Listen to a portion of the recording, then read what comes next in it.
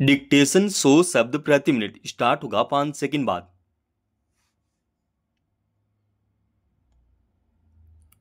Start. कूटनीतिक मामलों में खेलों को प्रभावशाली हथियार समझा जाता रहा है। स्टॉप। लेकिन जब खेल के पीछे रक्त रंजित षड्यंत्र छिपे हों तो क्रिकेट का बल्ला भी प्रतिकार का प्रतीक बन जाता है। स्टॉप। भारत की क्रिकेट डिप्लोमेसी ने यही कर दिखाया है। स्टॉप।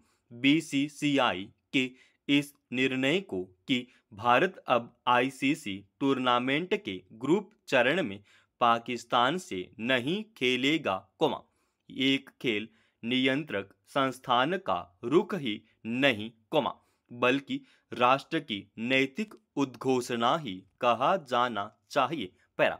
यह निर्णय उस शंखनाद के समान है जो युद्ध से पूर्व नहीं, बल्कि शांति की स्थापना में बाधक लोगों को जवाब दे के लिए किया जाता है। स्टॉप। ऐसा इसलिए भी उचित है क्योंकि पाकिस्तान की धरती पर उपजे आतंक रूपी नाग को हथियारों से ही नहीं, आर्थिक स्रोतों पर पाबंदी से भी कुचलना जरूरी है। स्टॉप।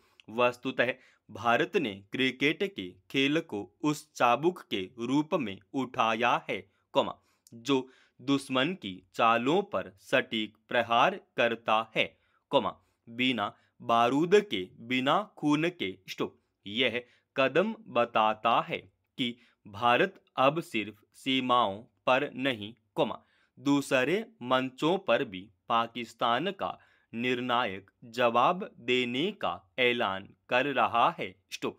भारत पाक के बीच क्रिकेट मुकाबले उस जलसे की तरह होते रहे हैं जहां हार जीत पर करोड़ों लोगों की निगाहें टिकी होती हैं, लेकिन जब उस जलसे की रोशनी से आतंक की परछाइयां लंबी होने लगें, तब दीपक बुझा देना ही विवेक है। स्टॉप।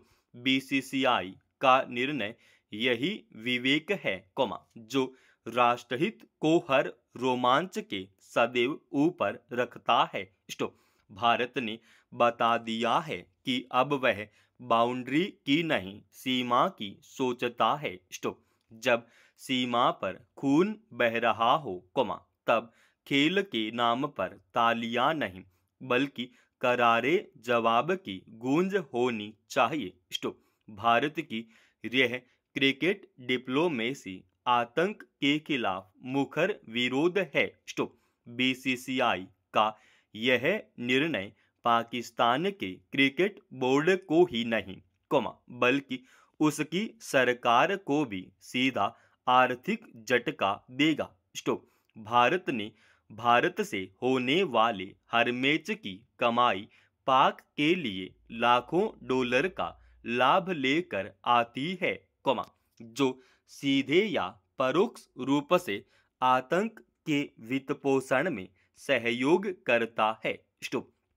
अब, जब भारत ने यह राजस्व स्रोत रोकने की दिशा में कदम उठाया है, तो यह आतंक की जड़ों पर वार करने जैसा है। स्टॉप। खेल वह भाषा है, जिसे पूरी दुनिया समझती है। स्टॉप। भारत ने इस भाषा को न्याय और जवाबदेही का स्वर दिया है। स्टॉप। यह निर्णय उन तमाम देशों के लिए भी एक संदेश है, जो दोहरा रवैया अपनाते हैं, एक और आतंक से लड़ने की बात और दूसरी ओर उससे परोक्ष लाभ उठाने की नीति।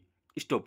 भारत ने स्पष्ट कर दिया है कि अब वह सिर्फ बाउंड्री पार नहीं करेगा, बल्कि सीमा पार करने वाले हर दुश्मन इरादे को मैदान में ही मात देगा, बिना बंदूक उठाए। स्टॉप। यही है परिपक्व देश की पहचान और आज के भारत की क्रिकेट डिप्लोमेसी। पैरा।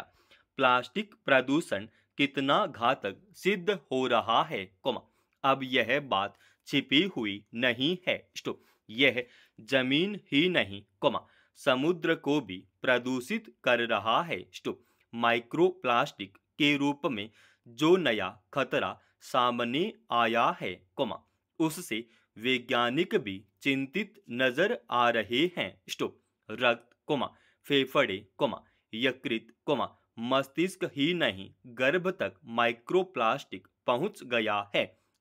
जब बड़े पैमाने पर प्लास्टिक प्रदूषण फैला हुआ है तो दूसरे जीव भी कैसे सुरक्षित रह सकते हैं। इसलिए हाथियों को प्लास्टिक की वजह से हो रहे नुकसान की खबरों पर आश्चर्य नहीं होना चाहिए।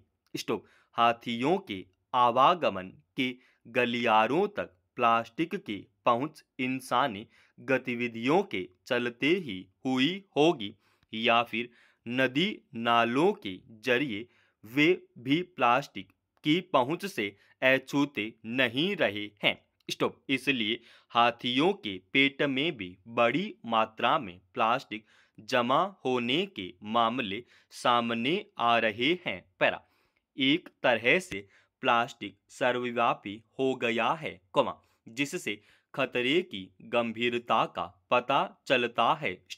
इस खतरे का एक पहलू यह भी है कि भारत प्लास्टिक प्रदूषण के मामले में दुनिया में पहले नंबर पर है।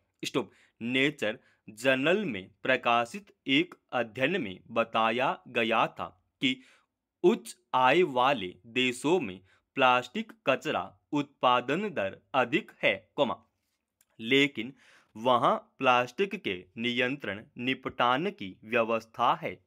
इसलिए वहां प्लास्टिक प्रदूषण कम है। भारत इस मोर्चे में बहुत पीछे है। प्लास्टिक प्रदूषण जिस तेजी से बढ़ रहा है, उससे पूरी पृथ्वी को ही खतरा पैदा हो गया है।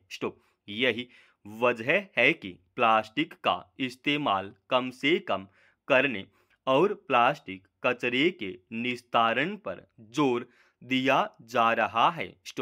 इस वर्ष 5 जून को मनाए जा रहे अंतर्राष्ट्रीय पर्यावरण दिवस की थीम भी प्लास्टिक से जुड़ी हुई है। पर्यावरण, वन और जलवायु परिवर्तन मंत्रालय ने विश्व पर्यावरण दिवस से पूर्व एक राष्ट्र एक मिशन प्लास्टिक प्रदूषण समाप्त करें अभियान की भी शुरू किया है। यह अभियान प्लास्टिक प्रदूषण के खतरों के बारे में जागरूकता पैदा करने और पर्यावरण के अनुकूल विकल्पों को अपनाने को प्रोत्साहन देने पर केंद्रित रहेगा। प्लास्टिक से मुक्ति के लिए अभियान चलते रहते हैं, लेकिन इसका खास असर नजर नहीं आता। आम जन अब भी प्लास्टिक से पैदा हो रहे खतरे को समझ नहीं पा रहा। असल में प्लास्टिक अपने विभिन्न रूपों में लोगों की जीवन शैली में घुल-मिल गया है। सुविधाजनक, सस्ता और आकर्षक होने की वजह से प्लास्टिक हर वर्ग को लुभाता है। अब तो इमारतें की साज सज्जा में भी प्लास्टिक का खूब इस्तेमाल हो रहा है। एक तरह प्लास्टिक से मुक्ति का अभियान चलाया जाता है, दूसरी तरफ प्लास्टिक उद्योग को बढ़ावा दिया जा रहा है।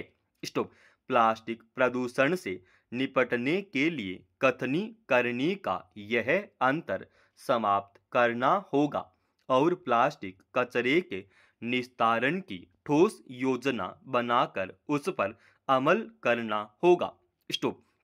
साथ ही प्लास्टिक का विकल्प तैयार करने की शोध को प्रोत्साहित करना होगा। समाप्त। दोस्तों, रोजाना ऐसे एडवांस डिक्टेशन के लिए चैनल को आप अभी सब्सक्राइब कीजिएगा और आज के इस डिक्टेशन का पीडीएफ फाइल हमने हमारे Telegram channel study with HP Swami पर डाल दिया है, जिसका लिंक इसी वीडियो के डिस्क्रिप्शन में डाल रखा है।